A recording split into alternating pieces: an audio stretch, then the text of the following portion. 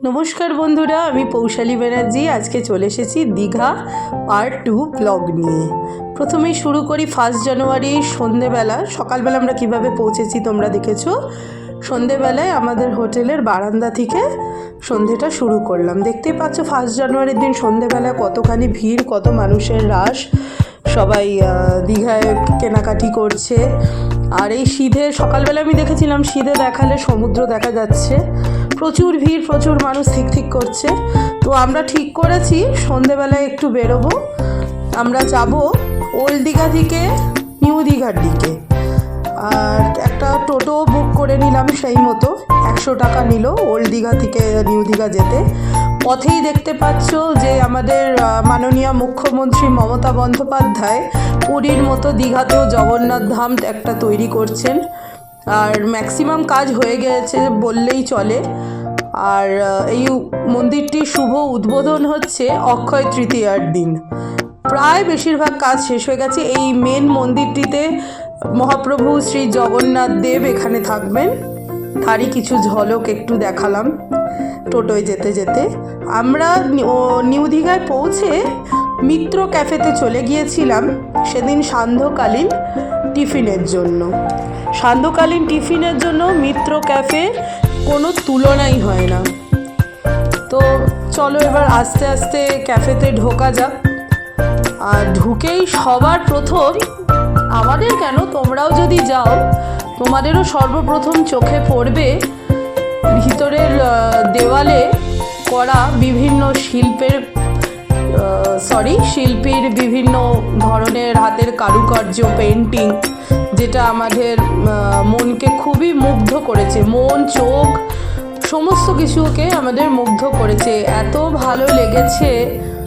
তাই পেন্টিং দেখতে দেখতে আমরা সিঁড়ি থেকে উপরে উঠলাম, দোতলায় গেলাম।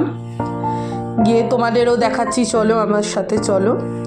তোমরা ভিতরের ইন্টেরিয়র দেখেও তোমাদের মন ভালো হয়ে যাবে।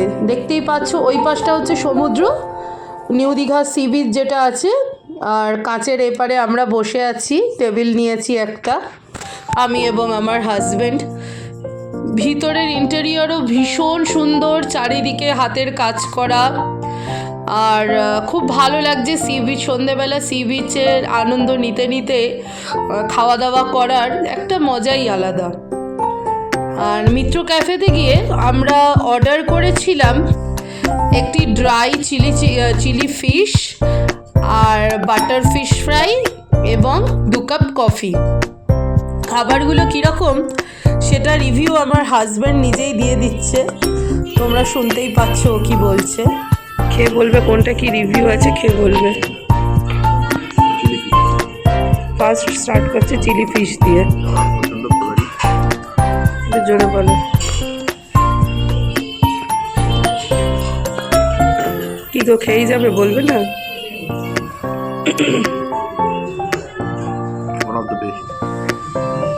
জোরে বলো।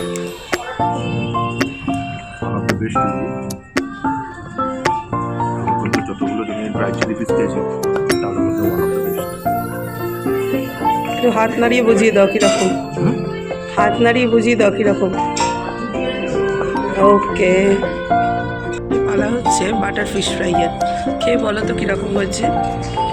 আর সান্ধ্যকালীন টিফিন মানে শতাব্দী প্রাচীন মিত্র ক্যাফের ফিশ ফ্রাই ছাড়া হতে পারে না, তাই তো? আমি জানি না আমার কথা কতটা আসছে, তুমি একটু অনেস্টলি স্পিকিং খেয়ে দিয়ে বলো, কোয়ালিটি, টেক্সচার সব বলবে।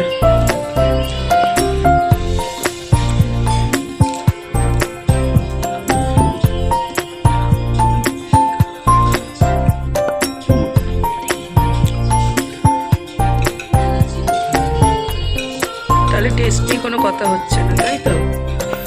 ওকে, ঠিক আছে।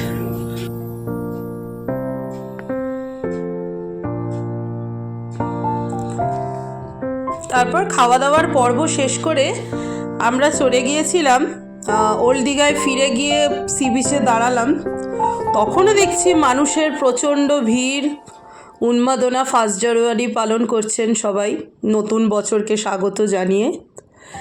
আর তখন বাজে অলরেডি 11:15 মতো হবে, তখনই এত মানুষের ভিড়, এত দোকানপাট, সবাই কেনাকাটা করছে। আর আমরাও একটু শীতের রাত্রে সমুদ্রের ঠান্ডা হাওয়া গায়ে লাগাচ্ছি, লাগিয়ে তারপরে হোটেলে ফিরবো। সব মিলিয়ে 1 জানুয়ারিটা আমাদের খুব ভালোই কেটেছে। তারপর আস্তে আস্তে দেখছি রাস্তাঘাট ফাঁকা হয়ে যাচ্ছে। আর ভিডিওটি তোমাদের কেমন লাগলো জানিও। এরপরে আসবে দীঘা পার্ট 3, পরের দিন সকালটা কিভাবে শুরু করেছিলাম তা নিয়ে। আর ভালো লাগলে please like, share and subscribe করে দিও। আর কমেন্টে অবশ্যই ফিডব্যাকটা দিও সবাই। আর তার আগে সবাইকে জানাই হ্যাপি নিউ ইয়ার। প্রত্যেকে নতুন বছর খুব ভালো করে কাটাও, খুব আনন্দে কাটাও।